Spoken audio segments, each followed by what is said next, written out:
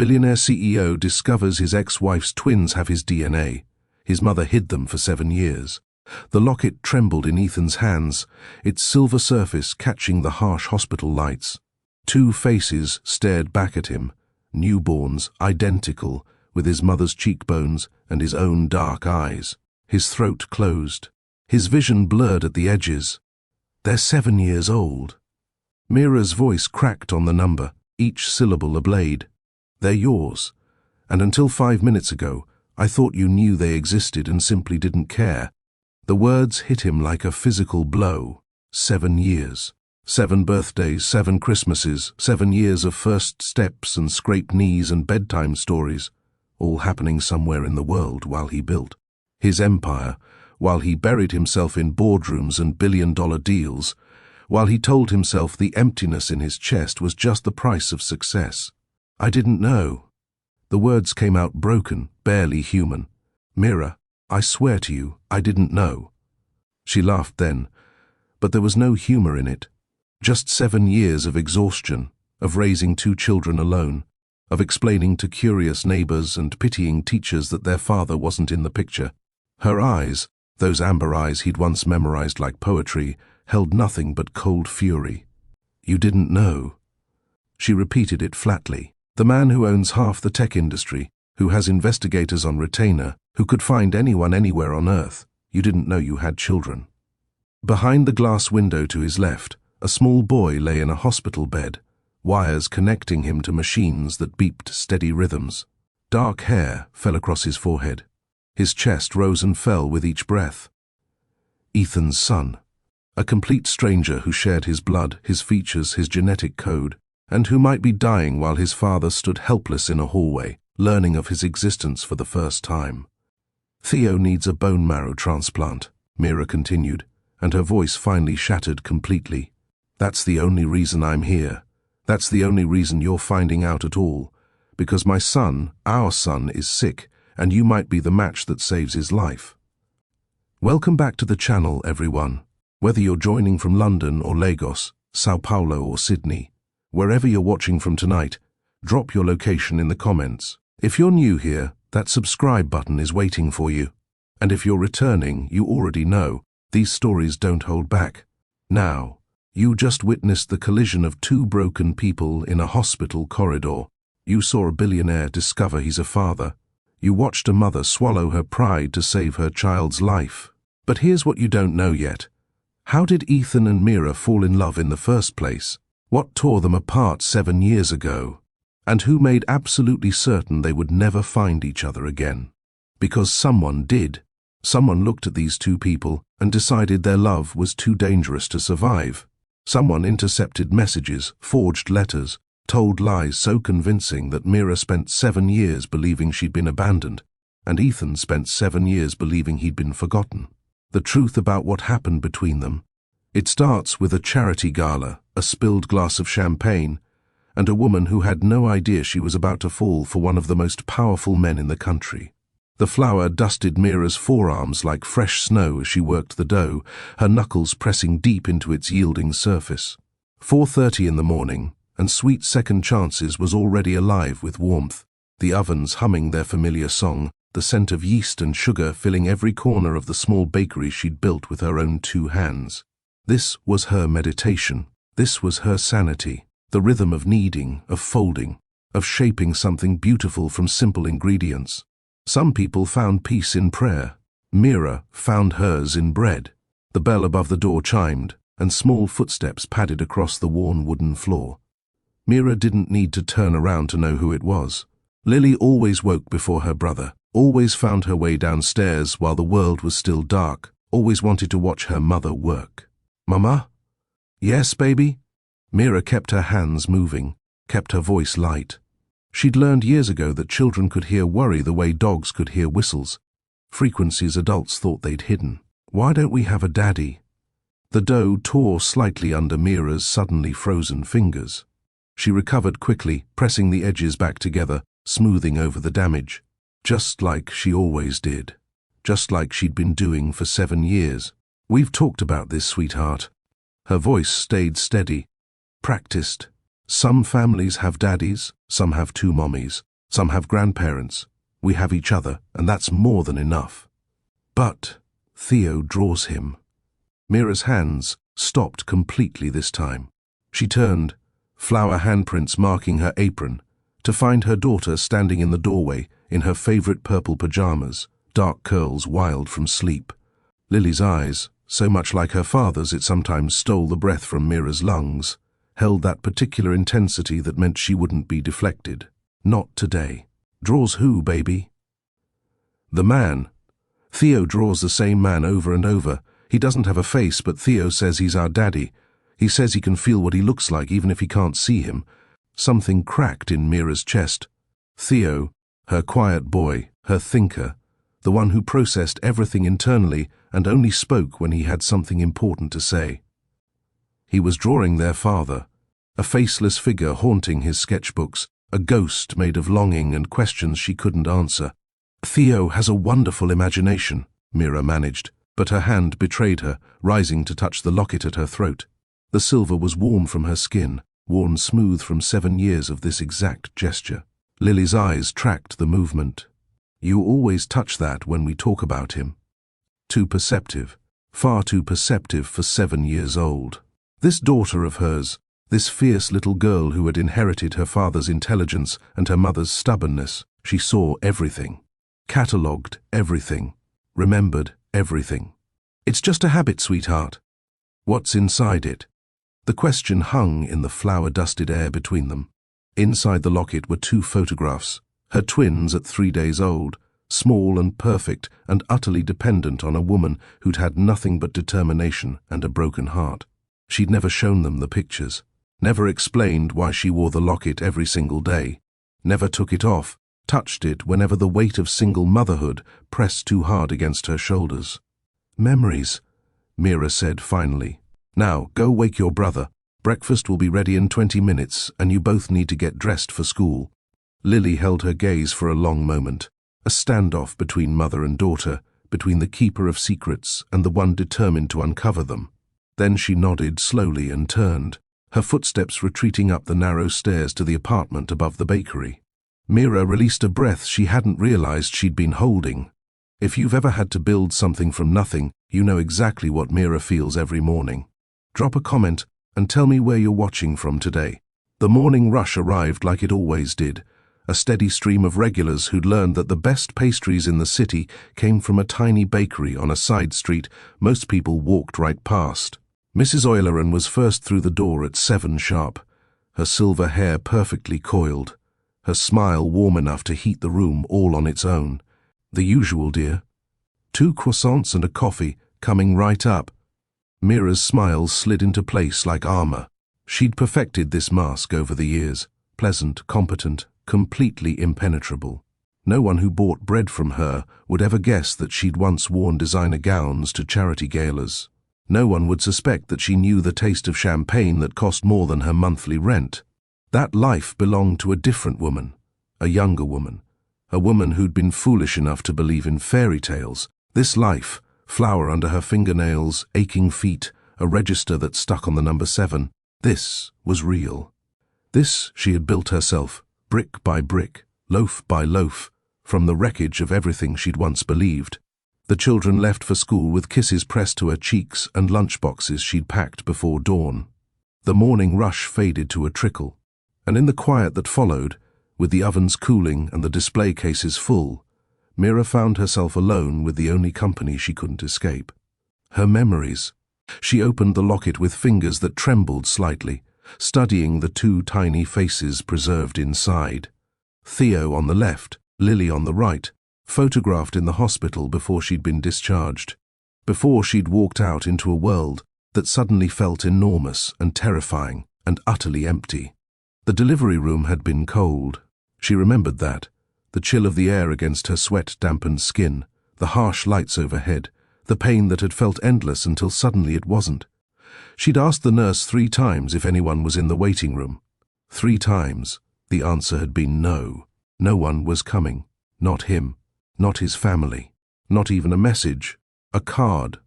A single acknowledgement that she existed, that their children existed, that the love she'd believed was real had ever meant anything at all.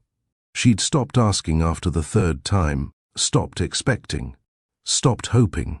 That was the moment Mira had truly understood her situation. Alone in a hospital bed, 2 newborns in her arms, a man who'd vanished from her life as completely as if he'd never existed at all. She'd made a choice in that moment. She could collapse under the weight of his abandonment, or she could stand up and walk forward into whatever came next. She closed the locket gently, pressing it against her heart. Every morning since then had been the same choice. Keep moving. Keep building. Keep loving her children with enough ferocity to fill the space their father should have occupied. And never, ever let herself wonder what might have been. 43 floors above the city, Ethan sat at the head of a table that could seat 20 but today held only 12. 12 executives in designer suits, 12 faces carefully arranged to project confidence they didn't feel, 12 sets of eyes watching him the way gazelles watched lions at a watering hole. The silver pen in his fingers turned slowly, catching the light from floor-to-ceiling windows that framed a skyline he'd helped reshape. Turn, turn, turn. His board members had learned to read that pen. When it moved slowly, there was still time. When it stopped, someone's career was about to end. The Meridian acquisition, Ethan said, his voice quiet enough that people leaned forward to hear him. He'd learned that trick years ago. Powerful men didn't need to shout. 3 months of negotiations, 40 million in legal fees. And you're telling me we're at risk of losing the deal because someone in this room failed to secure the intellectual property rights before the press release. Silence. The kind of silence that pressed against eardrums and made pulses race. I don't want explanations. The pen stopped turning. Explanations are what people offer when they've already failed. I want solutions. I want to know who in this room is going to fix this, how they're going to fix it, and why I shouldn't replace every single one of you with people who understand that my time is not a resource to be wasted. The chief legal officer, a man who'd built his reputation on being unshakable, actually flinched. Ethan noted it without satisfaction. He felt nothing, really. Not anger, not disappointment, not even the cold pleasure of dominance that others assumed drove him. He felt the same thing he'd felt for 7 years now, absolutely nothing at all. Sir, the CLO managed, if we move the signing to Tuesday, you have until Tuesday. If the Meridian deal falls through, your resignation letter will be on my desk Wednesday morning. Am I understood? Understood. Ethan rose, and the room rose with him. A reflex, a tribute to power they couldn't help but acknowledge. He'd built this company from a single patent and a rented office into a $200 billion empire that touched every corner of the technology sector. He owned satellites that orbited the Earth. He funded research that would change the future of medicine. His name was spoken in boardrooms from Tokyo to Toronto with a mixture of admiration and fear. And none of it meant anything. He walked back to his corner office, his footsteps silent on carpet that cost more per square foot than most people earned in a week. The glass walls revealed a space designed to intimidate, white furniture sharp as surgical instruments, abstract art that cost more than houses, a single orchid on his desk that his assistant replaced every Monday because nothing living survived long in this room. Not plants, not warmth, not hope. Mr. Hartwell. Faye appeared in the doorway, tablet in hand, her expression the carefully neutral mask of someone who'd learned that her boss didn't appreciate unnecessary emotion. Your mother called again. She wants to confirm dinner arrangements for Thursday. She mentioned that the Ashford daughter will be attending. Ethan didn't turn from the window. Below him, the city pulsed with millions of lives. People rushing to meetings, to lunches, to lovers. People who felt things. People who wanted things beyond the next acquisition, the next quarterly report, the next empty victory. Tell my mother I have a conflict. She anticipated you might say that. She asked me to remind you that you've cancelled the last 4 dinners and that, quote, even empires require heirs. Of course she did. Vivian Hartwell, society matron, professional matchmaker, architect of advantageous marriages. She'd been parading suitable women in front of him for years now, heiresses and executives and the daughters of old money families. Women who understood that marriage at their level was a merger, not a love story. women who would never expect him to feel anything at all. "Tell her I'll consider it." Faye nodded and retreated, leaving him alone with the glass and the silence and the hollow space where his heart used to beat. His phone buzzed. "Mother," the screen announced. He let it ring. If you're enjoying this story, hit that like button and drop a comment. I want to know what you think Ethan is about to discover. 7 years ago, he'd been a different man. Still driven, still ambitious, but alive in ways he could barely remember now. There had been a woman then, a woman with flower in her hair and laughter in her voice, and a way of looking at him that made him feel seen rather than assessed. Mira. Her name still hurt, even after all this time, like pressing on a bruise that never healed. He'd loved her. God, he'd loved her with everything he had, with a recklessness that terrified him even as he surrendered to it. She'd been a catering assistant at one of his events, so far beneath his social station that his mother had nearly had a stroke when she'd found out. But Mira hadn't cared about his money, or his name, or his empire. She'd cared about him, the real him, the man behind the boardroom mask, the boy who'd once dreamed of building things that mattered. And then she'd left. His mother had delivered the news with something that might have been sympathy, but felt more like satisfaction. Mira had been seen with another man. The pregnancy, their pregnancy, had ended. She'd taken a settlement and disappeared, and she'd made it clear she wanted nothing more to do with the Hartwell family.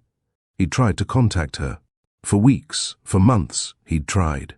But every number was disconnected, every letter returned unopened, every attempt to find her met with dead ends and silence.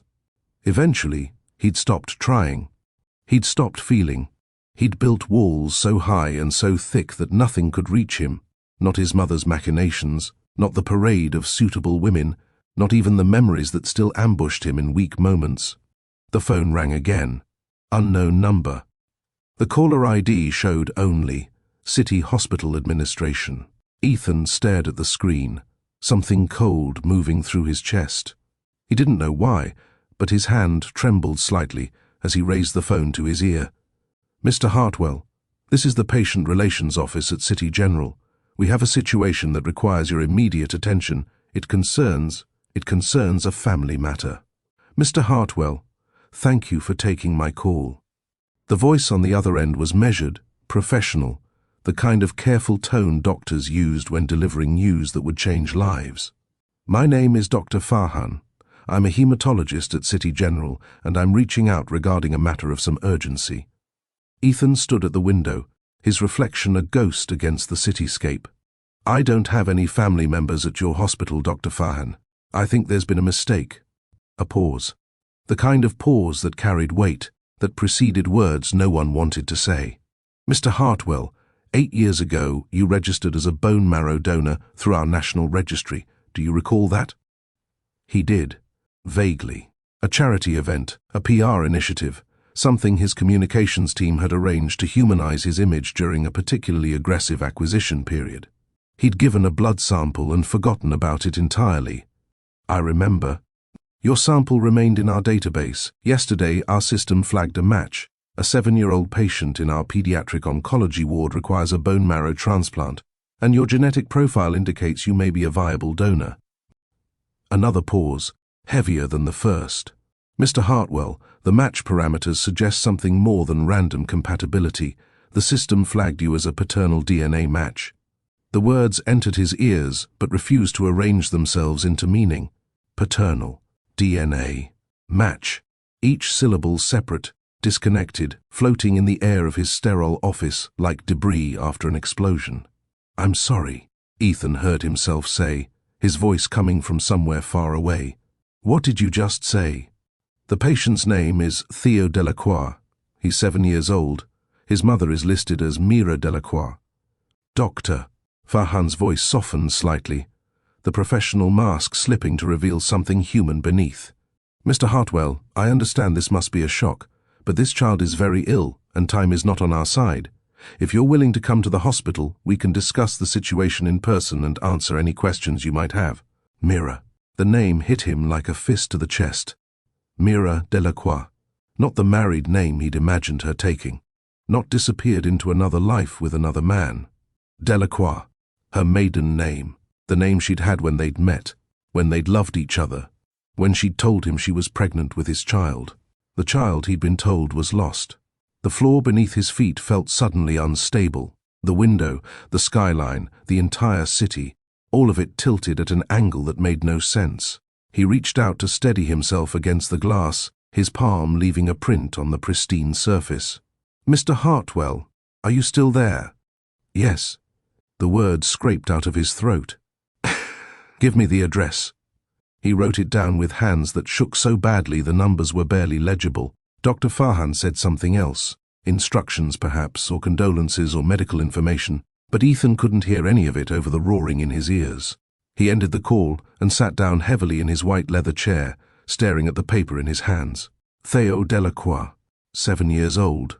His son, a boy he'd never met. A boy he'd never known existed.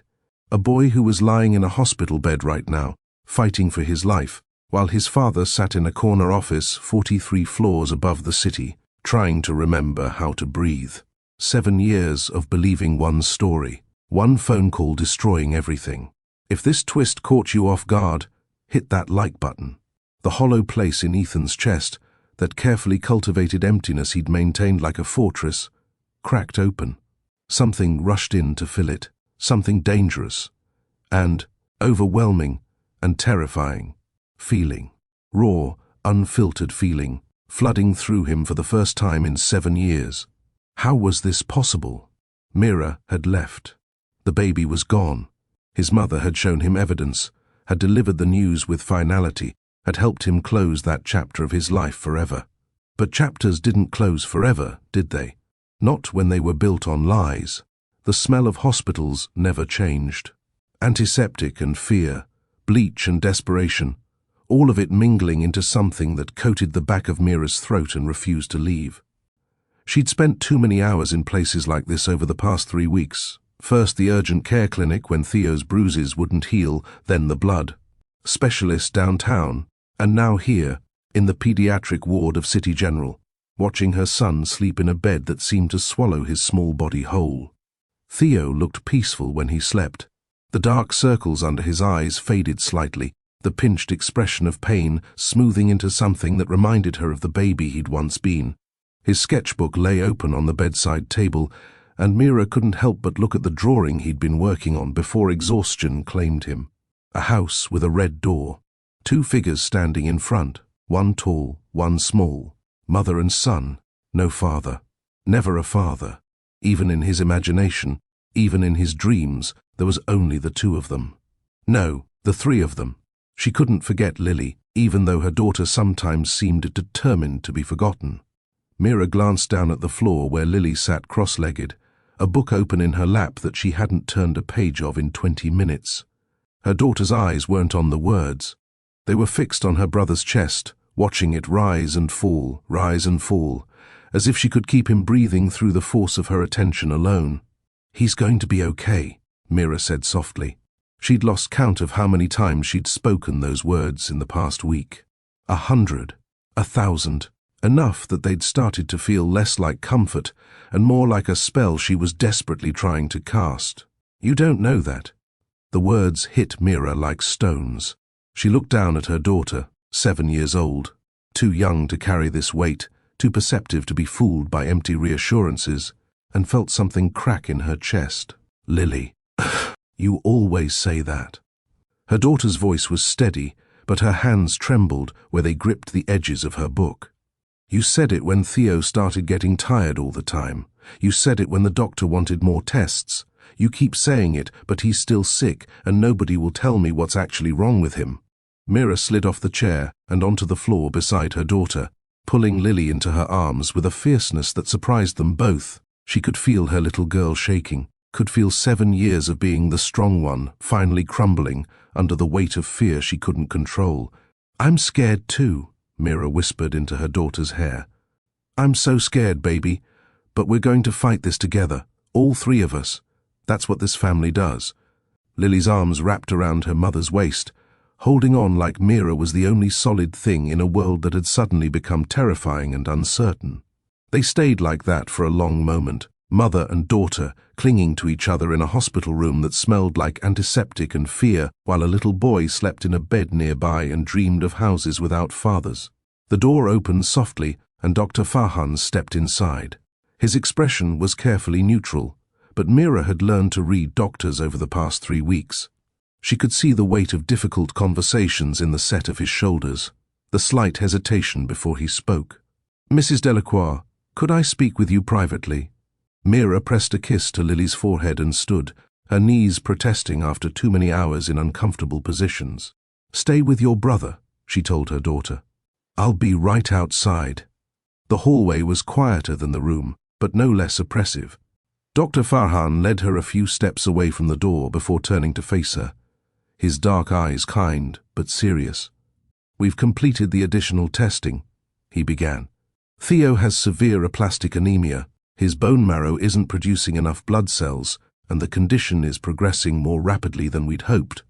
Mira's hand found the wall, steadying herself against words that wanted to knock her down. "What does that mean? What do we do?" "He needs a bone marrow transplant. It's his best chance, his only realistic chance, for a full recovery. We've searched the registry for matches, but the most compatible donors are typically close family members." Dr. Farhan paused, and something shifted in his expression. "Mrs. Delacroix, we need to discuss the children's biological father." The words landed like a blow. Their father isn't in the picture. He made that clear 7 years ago. "I understand this is difficult." "Difficult?" Mira's voice rose before she could stop it. "You're asking me to involve a man who rejected my children before they were even born, a man who hasn't sent a single message, a single inquiry in 7 years. He doesn't get to be part of this now, just because it's convenient." Dr. Farhan held up a hand gently. "Mrs. Delacroix, I need you to hear me. We've already found a paternal match through our registry." The world stopped. "He's on his way here now." 7 years of believing she was forgotten. 7 years of raising her children alone, of building a life from nothing, of explaining to curious strangers that their father simply wasn't around. 7 years of remembering Vivian Hartwell's cold eyes and colder words, the settlement offer, the implications about Mira's character, the absolute certainty that her son wanted nothing more to do with the woman who tried to trap him. And now he was coming here, to this hospital, to claim a connection to children he'd severed ties with before they'd taken their first breaths. "No." The word came out strangled. "No, he can't. I don't want him here." "I understand," Dr. Farhan said softly. "But Theo needs this. He needs his father's bone marrow, or we may lose him." The past was walking through the hospital doors right now, and there was nowhere left to run. He saw her before she saw him. She stood in the hallway outside a patient room, her back half turned, one hand pressed against the glass window, as if she could protect what lay beyond through force of will alone. Same dark hair, though shorter now, falling just past her shoulders. Same small frame, though thinner than he remembered, as if the years had worn away everything that wasn't essential. Same way of standing, straight-backed, chin lifted, ready to fight the world if necessary. 7 years collapsed into a single moment of recognition. 7 years of trying to forget her face, her voice, the way she'd made him feel alive. 7 years of believing she'd abandoned him, betrayed him, left him for someone else. All of it compressed into the space between one heartbeat and the next. Then she turned, and their eyes met through the reinforced glass of the nurse's station. She looked terrified. Ethan stepped through the door that separated them, and the smell of the hospital shifted, antiseptic giving way to something softer, something achingly familiar. Vanilla. She still wore the same perfume. After everything, after 7 years and 1,000 miles of emotional distance, she still smelled like the woman he'd loved. "What are you doing here?" Her voice was harder than he remembered. Sharper, the voice of a woman who'd learned to protect herself, who'd built walls as high and thick as his own. "The hospital called me. They said—" "I know what they said." She cut him off, stepping forward as if to block his path to the room behind her. "But you don't get to do this. You don't get to show up now after everything and pretend you care about what happens to my children." "Our children." The words came out before he could stop them. That's what the doctor told me. That's why I'm here. Mira laughed, but there was no humor in it. Just bitterness and exhaustion, and 7 years of pain compressed into a single sound. Our children? You gave up any claim to that word 7 years ago. You made your choice very clear. What choice? Ethan felt the ground shifting beneath him again, the same vertigo he'd experienced in his office when Dr. Farhan first spoke Mira's name. What exactly do you think I chose? Don't. Her voice cracked, and for a moment he saw past the armor to the woman underneath, wounded, furious, barely holding herself together. Don't stand there and pretend you don't remember. Your mother delivered your message personally. She made sure I understood exactly where I stood. The words hit him like ice water. My mother came to you? She came to our apartment. Mira's hands clenched at her sides, and he could see them shaking. 3 days after you left for Singapore, she had papers, legal documents, a settlement offer for my discretion and my cooperation in ending the pregnancy. She told me you knew about all of it. She told me you'd authorized every word. Ethan couldn't breathe. The hallway seemed to narrow around him, the lights too bright, the walls too close. That's not... I never... She said if I tried to contact you, if I made any attempt to interfere with your life or your family's reputation, she would destroy me. And then she left, and I never heard from you again. Mira's voice rose, drawing glances from nurses at the nearby station. Not a call, not a message, not a single word in 7 years. So don't you dare stand here and ask me what choice you made. You made it perfectly clear. I came home, and you were gone. The words stopped her cold.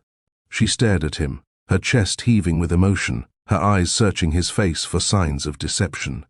I came home from Singapore 2 weeks early, Ethan continued, and his own voice was shaking now. I was going to surprise you.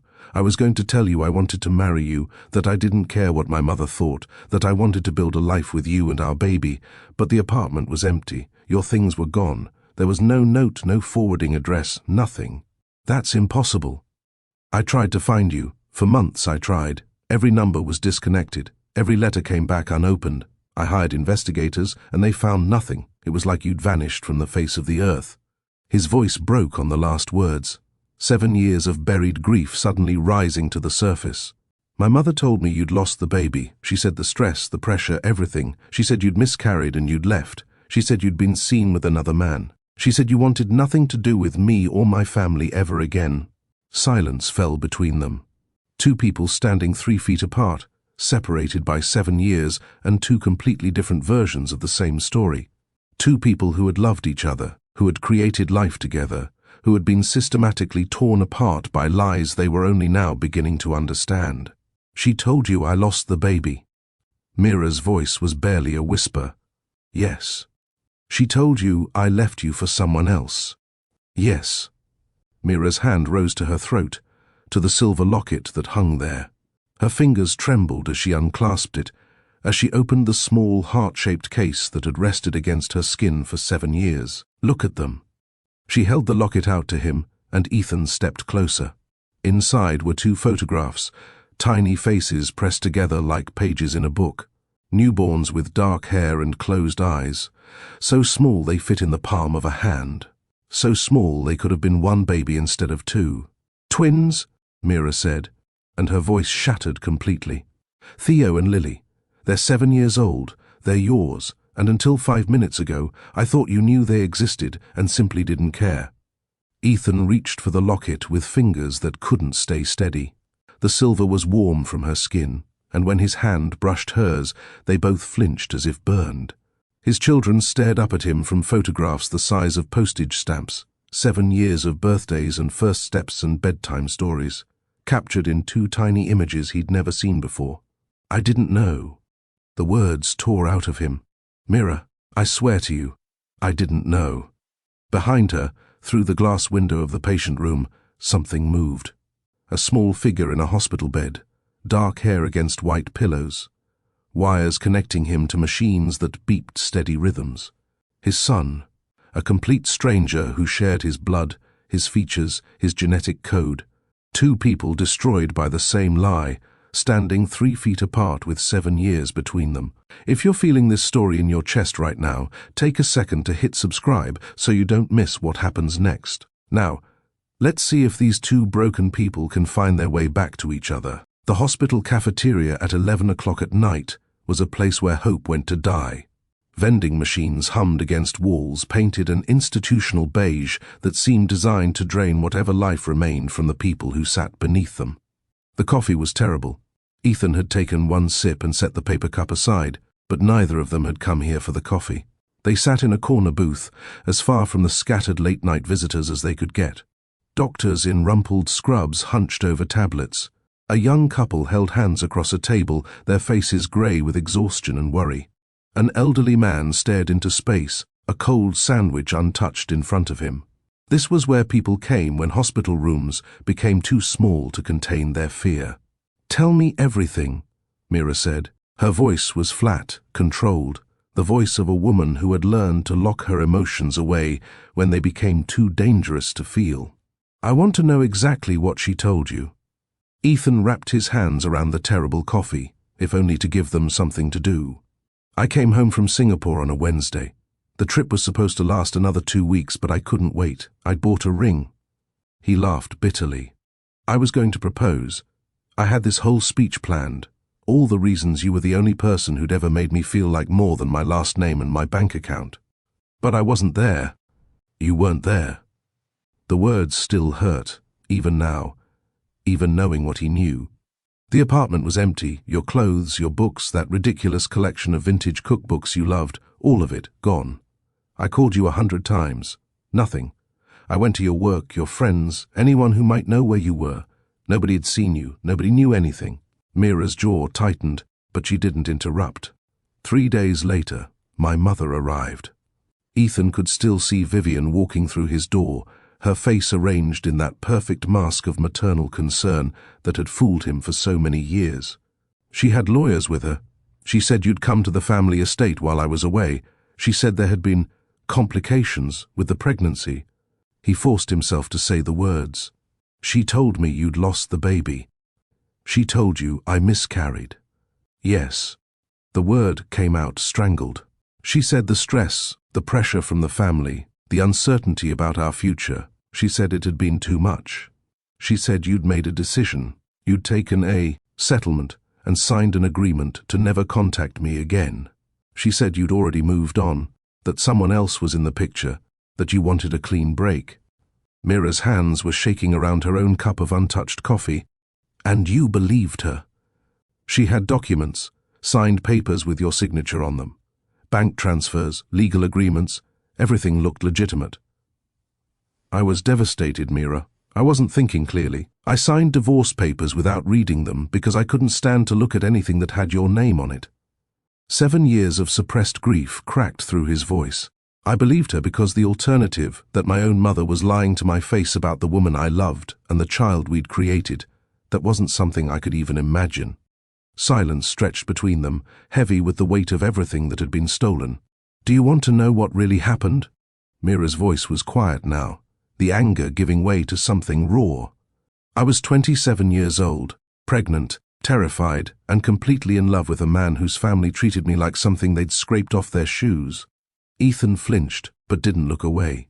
"Your mother walked into our apartment like she owned it, and let's be honest, she probably owned the building. She wasn't alone, she had lawyers, just like you said, but the papers they brought weren't about a settlement." Mira's voice hardened. "They were termination documents, medical authorizations. She wanted me to end the pregnancy and she wanted me to sign away any right to ever tell anyone about my relationship with you." "No." The word came out before Ethan could stop it. "She wouldn't." "She did." Mira cut him off, and there was no room for argument in her tone. "When I refused to sign, she changed tactics. She told me that if I tried to keep the baby, she would use every resource at her disposal to have me declared an unfit mother. She said she had connections in family court, in child protective services, in every system that mattered. She said by the time her lawyers were done with me, I wouldn't be allowed within 100 feet of my own child." Ethan felt sick. Physically, viscerally sick, the terrible coffee churning in his stomach as his mother's face swam before his eyes. The woman who had raised him, who had taught him to ride a bicycle, who had sat beside his bed when he had nightmares as a child. That woman had looked into Mira's eyes and threatened to take her children. "I had nothing." Mira's voice cracked, and for a moment the armor fell away completely. No money, no lawyers, no powerful family to protect me. I was a catering assistant dating a billionaire's son. She could have destroyed me without breaking a sweat, and we both knew it. So I made a choice. I took the settlement, just enough to start over somewhere far away, and I disappeared. I let her win because the alternative was losing my babies forever. I've survived worse. The words came out like a reflex, and Mira's eyes widened slightly. "What? That's what you tell yourself, isn't it?" Ethan said softly. "That's the shield you've used for 7 years. I've survived worse. I can handle this. I don't need anyone." Mira looked away, her throat working. "You don't get to analyze me. Not after everything." "I'm not analyzing you. I'm recognizing you." He leaned forward, desperate to make her understand. "Because I've been doing the same thing, building walls, shutting everyone out, telling myself that if I just worked hard enough, succeeded enough, the emptiness wouldn't matter." The cafeteria hummed around them, vending machines, fluorescent lights, the distant clatter of trays. Two people who had loved each other, sitting in the wreckage of what could have been. "Why didn't you try to contact me?" The question had been burning in Ethan's chest since the moment he'd understood what had happened. "In 7 years, not once." "Are you serious?" Mira's laugh was sharp, bitter. She had lawyers, she had resources, she had power. I had nothing but 2 newborns and a handful of cash that ran out within 6 months. What was I supposed to do, walk up to your office building and demand to see you? You could have called. You could have written. You didn't even notice I was gone for 3 days before you started looking. The accusation landed like a physical blow. 3 days, Ethan. I was pregnant with your children, and you didn't think to check on me for 3 entire days, so don't ask me why I didn't fight harder to reach you when you couldn't be bothered to notice I'd vanished. The words hung in the air between them.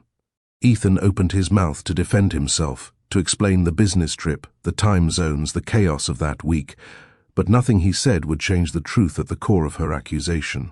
"That's not fair," he managed finally. "None of this is fair." Mira's voice was steel wrapped in exhaustion. "Fair would have been you standing up to your mother 7 years ago. Fair would have been you choosing me over your family's approval. Fair would have been our children growing up with a father who knew they existed."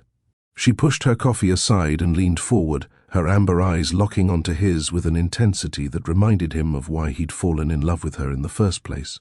"But we're not here to talk about fair. We're here because Theo is sick, and you might be the only person who can save him, so let me be very clear about what happens next."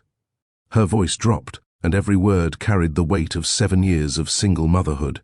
"You can help our son, you can be part of his treatment, but if you think you're going to swoop in with your money and your lawyers and your penthouse apartment and take my children away from me, I will fight you with everything I have. And I promise you, Ethan, I've learned how to fight.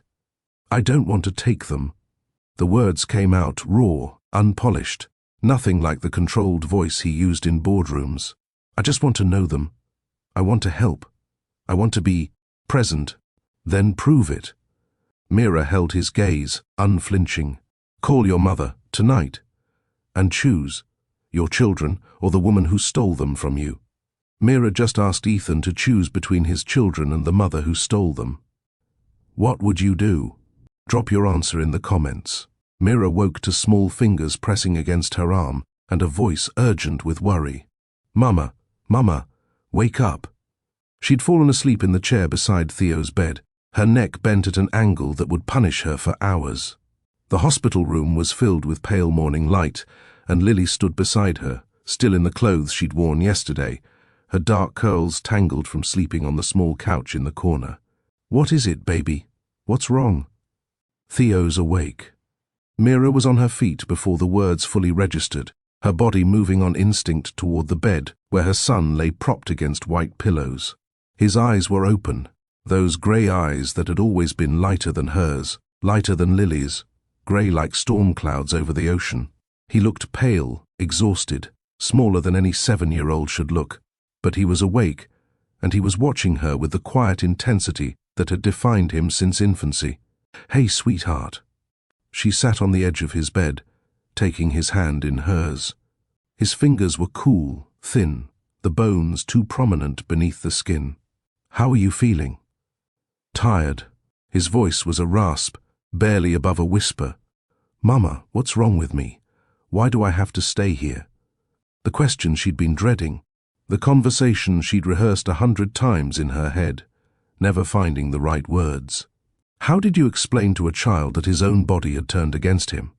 How did you make fear small enough for a 7-year-old to carry? "Your body's just working extra hard right now," she said carefully, brushing hair from his forehead. "The doctors are helping it remember how to work the right way. That's why you need to rest, and why you have all these machines keeping track of how strong you're getting." Theo considered this with the seriousness he brought to everything. Then he nodded, accepting her explanation with the complete faith that children gave to the adults they trusted. It broke her heart, that faith. It was the most precious thing she'd ever been given, and the heaviest responsibility she'd ever carried. There was a man. The words came out of nowhere, quiet and certain. Mira's hand stilled on his forehead. "What man, sweetheart?" "Last night, while you were sleeping." Theo's grey eyes held hers without flinching. "He came to the door and looked at me through the window, for a long time." Cold fear wrapped around Mira's chest. She'd been so careful. She'd told the nurses, told the staff, no visitors without her explicit permission. No one was supposed to get near her children without her knowing. What did he look like?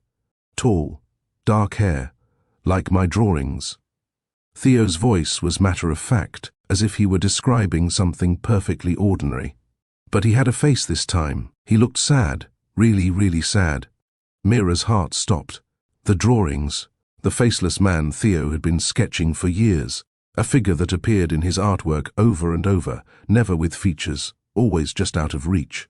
Lily had told her about it just days ago, and she'd pushed it aside as childhood imagination.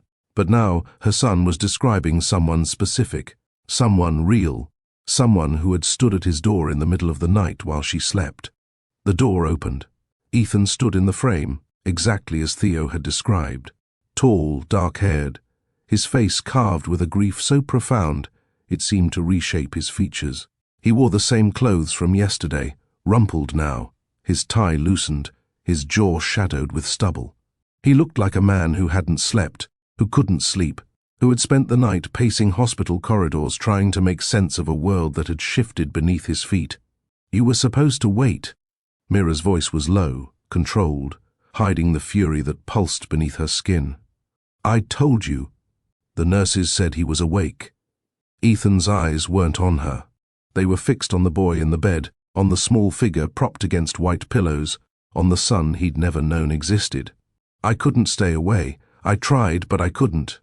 Theo was staring back at him with equal intensity. Father and son, separated by 7 years and 1,000 lies, seeing each other clearly for the first time. The resemblance was striking. The same strong jaw, the same dark hair, the same way of holding perfectly still when processing something important. "You're him." Theo's voice was stronger now, certain. "The man I've been drawing." Ethan's breath caught. "You've been drawing me?" "I didn't know your face before, but I knew you existed." Theo's grey eyes, Ethan's eyes, Mira realized with a jolt, held his father's gaze without wavering. "I always knew you'd come." The hollow place in Ethan's chest, that empty space he'd carried for 7 years, began to fill with something he couldn't name. Something terrifying and beautiful, and completely overwhelming. "I'm here now," he said, and his voice broke on the words. "I'm here." Lily hadn't moved from her position by the window since Ethan entered the room. She stood with her arms crossed over her chest, her dark curls wild around her face, her amber eyes, Mira's eyes, fixed on him with an intensity that would have been unsettling in an adult. In a 7-year-old, it was almost frightening. While Theo accepted his father's presence with the quiet certainty of a child who had always known something was missing and had finally found it, his twin sister radiated suspicion. She watched every move Ethan made, catalogued every word he spoke, measured every glance he exchanged with their mother. This was a child who had learned early that the world couldn't always be trusted, and she wasn't about to let her guard down for a stranger, even one who shared her blood. "Why are you here?" The question cut through the quiet conversation between Ethan and Theo, sharp as broken glass. Lily hadn't raised her voice, but every word carried weight. Ethan turned to face her, and Mira saw something shift in his expression. He recognized this child, she realized. Not her face or her features, but her nature. This was the part of himself he'd buried for 7 years, the suspicious, guarded part that had learned to trust no one completely. "I'm here because your brother is sick," Ethan said carefully. "And because I might be able to help him get better." "That's not what I asked." Lily's chin lifted, a gesture so like her mother's that it made Ethan's breath catch. "I asked why you're here, in this room, talking to him like you know him." Her voice hardened. "Where were you before?" The question hung in the antiseptic air. Theo watched from his bed with quiet curiosity. Mira held her breath, waiting to see how this man she'd once loved would handle the judgment of a child who had every right to be angry. "I didn't know you existed." Ethan's voice was raw, stripped of the polished control he used in boardrooms. "I didn't know about you or your brother until yesterday. Someone kept you from me." Lily's eyes narrowed. Who would do that? The weight of the answer pressed down on Ethan's shoulders. How did you tell a 7-year-old that her grandmother, a woman she'd never met, a woman who should have loved her simply for existing, had deliberately erased her from her father's life? How did you explain that kind of betrayal to a child who was still young enough to believe that adults protected children instead of using them as weapons? "Someone who made a terrible mistake," he said finally. "Someone I'm going to deal with." Lily didn't look satisfied, but before she could press further, Mira stepped between them. "That's enough for now, sweetheart. Why don't you go sit with your brother? He's been asking for you to read to him." For a moment, it seemed like Lily would refuse. Her eyes moved between her mother and this stranger, who claimed to be her father, calculating something that neither adult could guess. Then she turned and walked to Theo's bedside, climbing onto the edge of his bed with practiced ease, pulling his sketchbook into her lap. But her eyes remained on Ethan, watching, waiting, guarding. Ethan stepped into the hallway, pulling his phone from his pocket with fingers that felt numb. The fluorescent lights buzzed overhead, casting everything in harsh white that made the walls seem to close in around him. He stared at the screen, at the contact labeled simply "Mother," and felt something cold settle in his chest. He'd avoided her calls all day. 12 missed attempts, each one a reminder that she knew something had changed. She always knew. Vivian Hartwell had built her life on information, on control, on understanding exactly what was happening in her son's world before he did. But she didn't know this. She couldn't know that her carefully constructed lies were about to come crashing down around her. He pressed the call button. She answered on the second ring, her voice warm and pleasant, the voice of society luncheons and charity galas and perfectly arranged smiles. "Darling, finally. I've been trying to reach you all day. We need to discuss the foundation gala. The seating arrangements are a disaster, and if we don't address the Whitmore situation..." "I'm at City Hospital." The words stopped her mid-sentence. He could almost see her expression freezing, her practiced composure cracking for just a fraction of a second. "I've just met my children." Silence. Complete, absolute silence. In 40 years of life, Ethan had never known his mother to be speechless. She always had a response ready, always had a counter-argument prepared, always had a way to redirect any conversation back to ground where she felt comfortable. Not this time. When she spoke again, her voice had changed. Still smooth, still controlled, but with something underneath, something careful and calculated and dangerous. "I don't know what someone's told you, but I'm sure there's been a misunderstanding. These situations can be very complicated and people often..." "I know what you did." The words came out flat, final. "I know about the papers you brought to Mira. I know about the threats. I know about the settlement and the lies you told me about losing the baby." His voice dropped. "I know everything, Mother, and we need to talk, tonight." A pause. Then, very quietly, "I see." 8 o'clock. The house. "Darling, I really think—" The line went dead. She'd hung up on him. For a moment, Ethan stared at the phone in his hand, watching the screen fade to black. His mother had hung up on him. In his entire life, she had never ended a conversation without the last word. The fact that she'd done so now told him everything he needed to know. This was a declaration of war. Mira was watching him through the glass window when he turned back toward the room. Her expression was guarded, her arms wrapped around herself, her eyes searching his face for something she seemed afraid to find. "What did she say?" she asked, as he stepped back inside. "Nothing that matters." Ethan's voice was steady, but something had hardened in his eyes. "She agreed to meet tonight." Mira's fear was visible now, rising to the surface despite her best efforts to hide it. "What if she convinces you? What if she has explanations, excuses, some way of twisting everything around? She's had 7 years to prepare for this moment." Ethan reached into his pocket and pulled out the silver locket, Mira's locket, which she'd pressed into his hands the night before without quite meaning to. He opened it, looking down at the 2 tiny faces preserved inside. "I held this. I saw their faces. I watched my son look at me and say he always knew I'd come."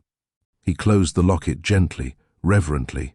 "There's no explanation that erases 7 years. There's no excuse that makes this okay." He handed the locket back to her, his fingers brushing hers for just a moment. "I'm going to get answers, and then I'm going to make sure she can never hurt any of us again." Ethan's about to face the woman who destroyed his family. His mother. The person he trusted most in the world. If you want to see how that confrontation unfolds, make sure you're subscribed and hit the bell so you don't miss a single moment. The Hartwell estate rose against the evening sky like a monument to everything money could buy and nothing it couldn't. Ethan pulled his car through iron gates that had guarded 3 generations of family secrets, past manicured gardens that cost more to maintain than most families earned in a year, up a circular drive of imported stone that led to doors carved from wood older than the country itself. He'd grown up here.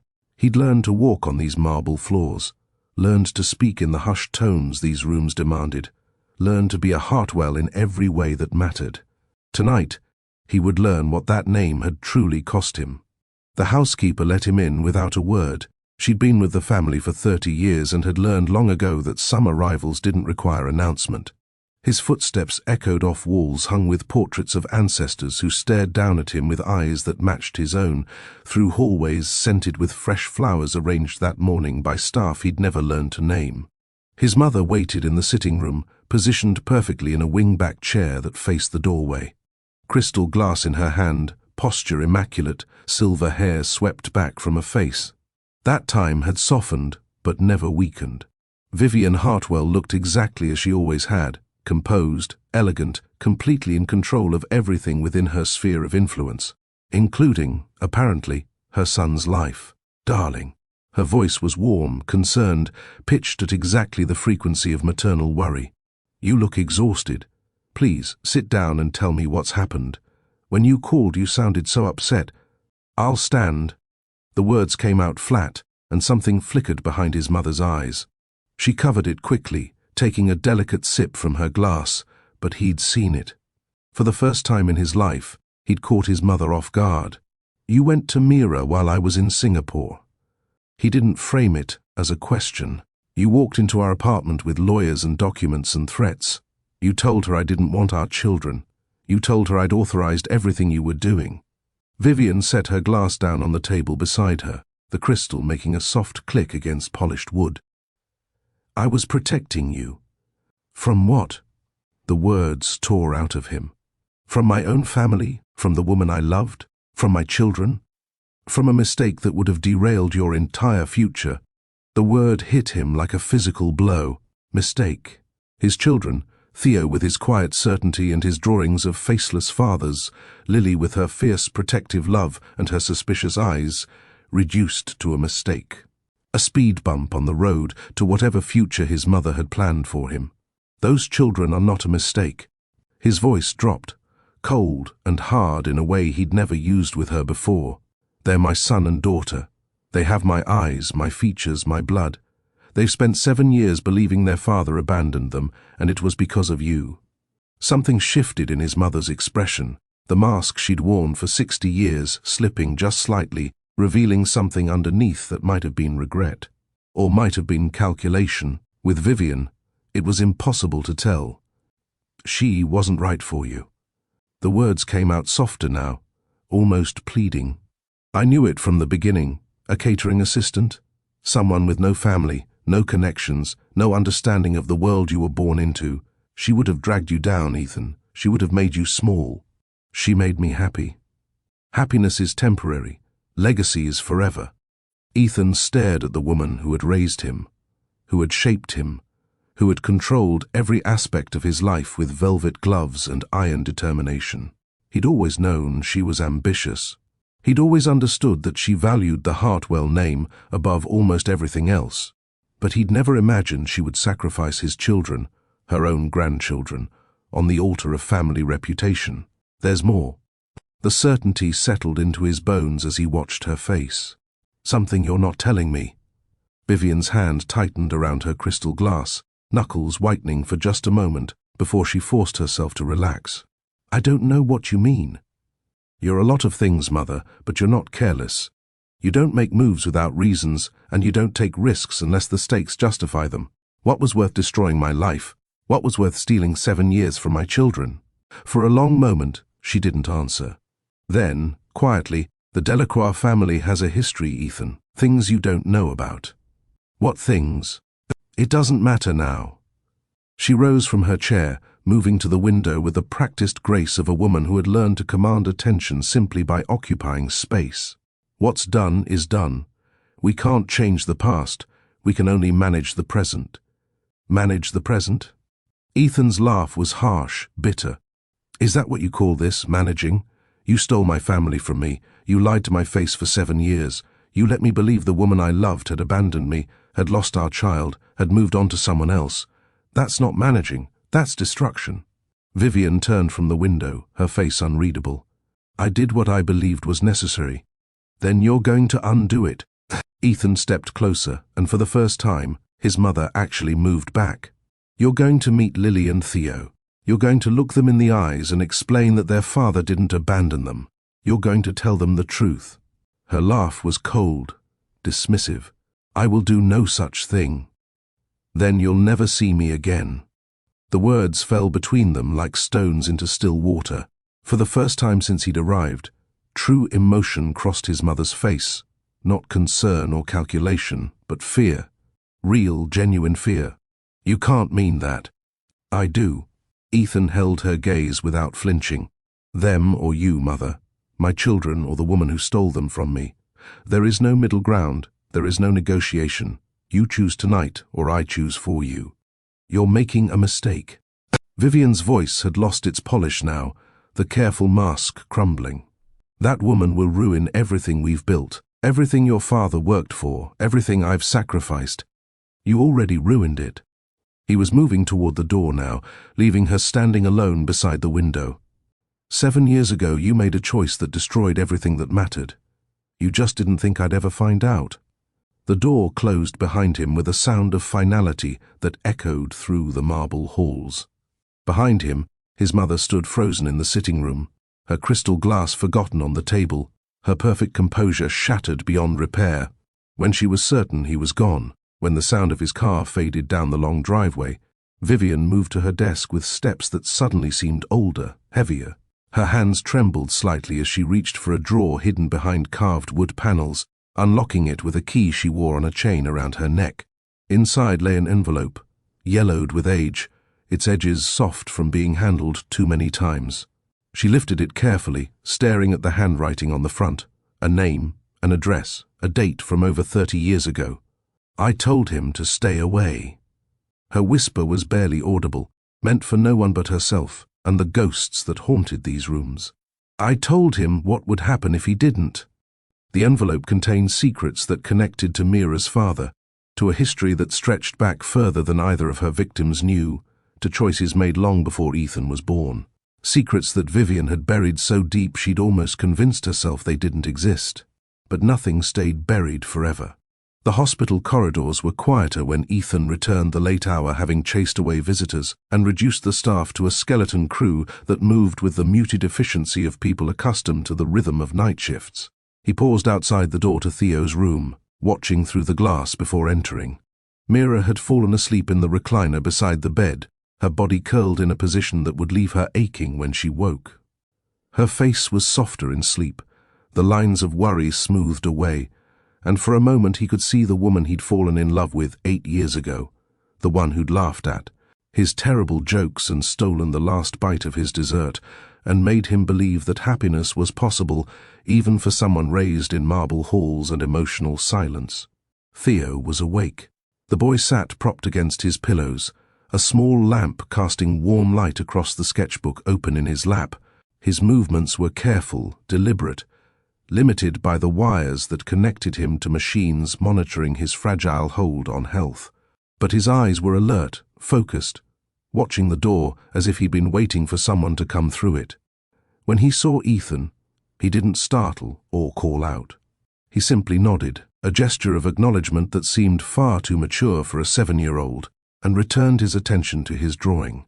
Ethan pushed open the door as quietly as he could, stepping inside with careful footsteps that wouldn't disturb Mira's rest. He crossed to the bed, lowering himself into the small chair beside it, close enough to see the paper, but far enough not to crowd the child he was still learning to know. "Want to see what I'm drawing?" The invitation was offered without looking up, Theo's pencil still moving across the page with the steady confidence of someone who spent more time in his imagination than in the world around him. "I'd like that very much." Theo shifted the sketchbook toward him, flipping back to earlier pages with hands that trembled slightly from weakness, but held steady through determination. Each page revealed a new image: houses with red doors, trees with twisting branches, 2 small figures who were clearly siblings, and through all of them, recurring like a ghost, the faceless man. "I stopped drawing his face because I couldn't remember it," Theo said softly. "Mama has pictures, but she keeps them hidden. I tried to imagine what you looked like, but it was always wrong, so I stopped trying to get it right and just drew the shape instead." The words hit Ethan somewhere deep, in a place he'd thought he'd walled off years ago. This child, his child, had spent 7 years drawing a father he couldn't remember, creating space for someone who had never arrived. "I didn't have a face to give you." Ethan's voice was rough. "I'm sorry. I'm so sorry, Theo." The boy looked up then, grey eyes meeting grey eyes, 2 versions of the same features separated by decades and circumstances. "It's okay. You have one now. I can draw you properly." Movement at the edge of the room caught Ethan's attention. Lily had woken on the small couch, her dark curls wild around her face, her amber eyes immediately finding her brother and the stranger sitting beside him. She rose without a word, padding across the floor on bare feet, inserting herself between Ethan and the bed with the same protective stance she'd shown earlier. "Are you staying?" The question was direct, demanding, allowing no room for evasion. "If your mother lets me," Ethan answered honestly. "That's her decision to make, but I want to. I want to know you both, to be part of your lives, to make up for all the time we lost." Lily's eyes narrowed, assessing him with an intensity that reminded him painfully of himself. "She's been sad for a long time. She tries to hide it, but I can tell. She cries at night when she thinks we're asleep, and she holds that locket like it's the only thing keeping her together."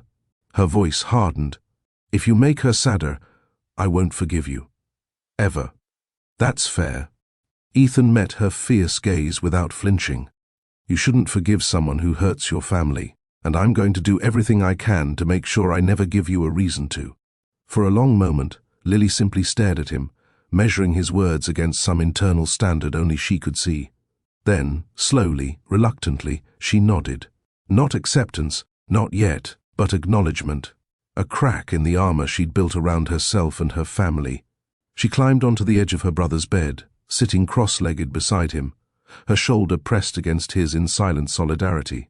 2 children who had learned to depend on each other in the absence of a father, now cautiously considering whether to let him in. Across the room, Mira's eyes opened.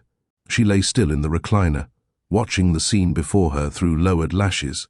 Ethan sat beside their son's bed, close but not intrusive, listening as Theo showed him drawing after drawing. Lily perched nearby, her posture defensive but no longer hostile, her presence a statement that she would be watching every move this man made. Something shifted in Mira's chest, a loosening of the knot she'd carried for 7 years. It wasn't trust. She wasn't capable of trust. Not yet. Not after everything. But it was the possibility of trust, the faint, fragile hope that maybe, just maybe, she and her children weren't alone anymore. This family is just starting to find each other. 7 years apart, one mother's lies, and now this hospital room where everything might finally begin to heal. If you're rooting for them, let me know in the comments. Dr. Farhan found them in the early morning light, his white coat slightly rumpled from a long shift, but his expression carrying something that hadn't been there before: hope. "I have news," he said, gesturing for Mira and Ethan to join him in the hallway, while the children dozed in the room behind them. "We've processed Mr. Hartwell's genetic information, and the preliminary results are promising. His markers align closely with Theo's profile, more closely than we typically see even in parent-child matches." Mira's hand found the doorframe, steadying herself against words she'd been afraid to hope for. "What does that mean? Can he help Theo?" "Potentially, yes, but we need to run additional tests to confirm compatibility, and there's another option we should explore." "Doctor." Farhan's gaze moved between them. "Siblings often provide the strongest matches for bone marrow transplants. If we test Lily as well, we'll have a complete picture of Theo's treatment options." Ethan nodded without hesitation. "Test me today. Whatever you need." "And Lily?" The doctor looked to Mira. She closed her eyes for a moment, thinking of her daughter, fierce, protective, desperate to help her brother in any way she could. "She'll want to do it. She'd do anything for Theo." "Then we have reason to be cautiously optimistic." "Doctor," Farhan offered a small smile, "I'll have my team prepare the protocols. We should have answers within the week." He left them standing in the hallway, two people bound together by children and history and the fragile possibility of healing. "I don't know how to do this." Mira's voice was barely above a whisper. "Co-parenting with you, trusting you again, letting you into their lives after everything.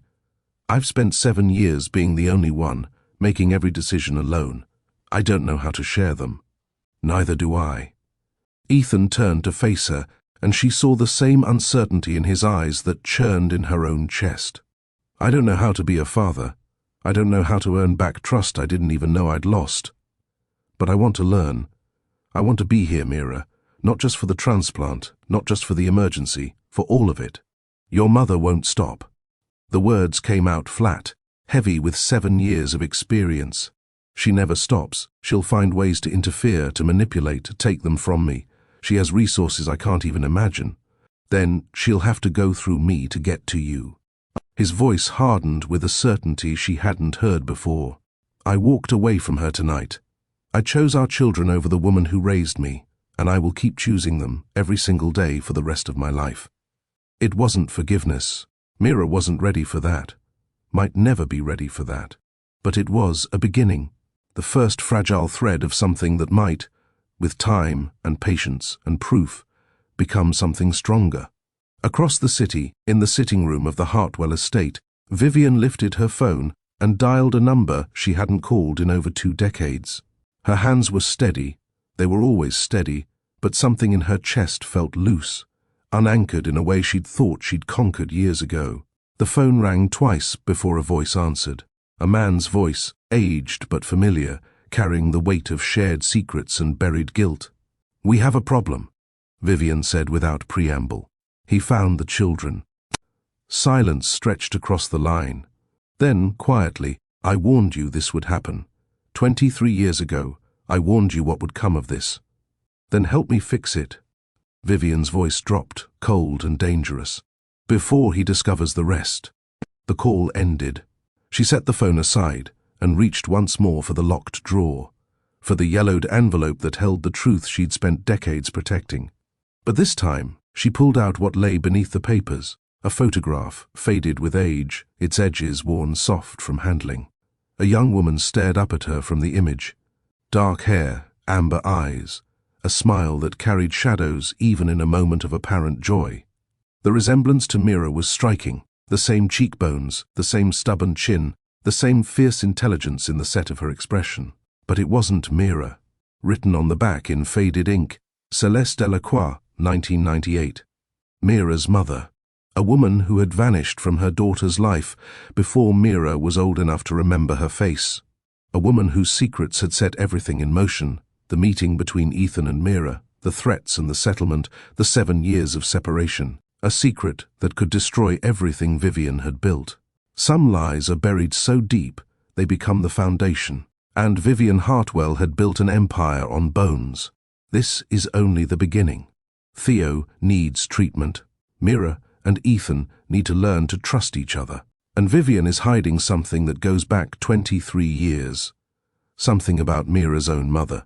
If you want to see what happens next, hit subscribe and turn on notifications. Drop a comment telling me what you think Vivian's hiding, and share this story with someone who loves a good twist. Until next time, this is Mr. Legacy Golden Stories, reminding you that every family has secrets, but not every secret stays buried forever. And remember to always stay golden.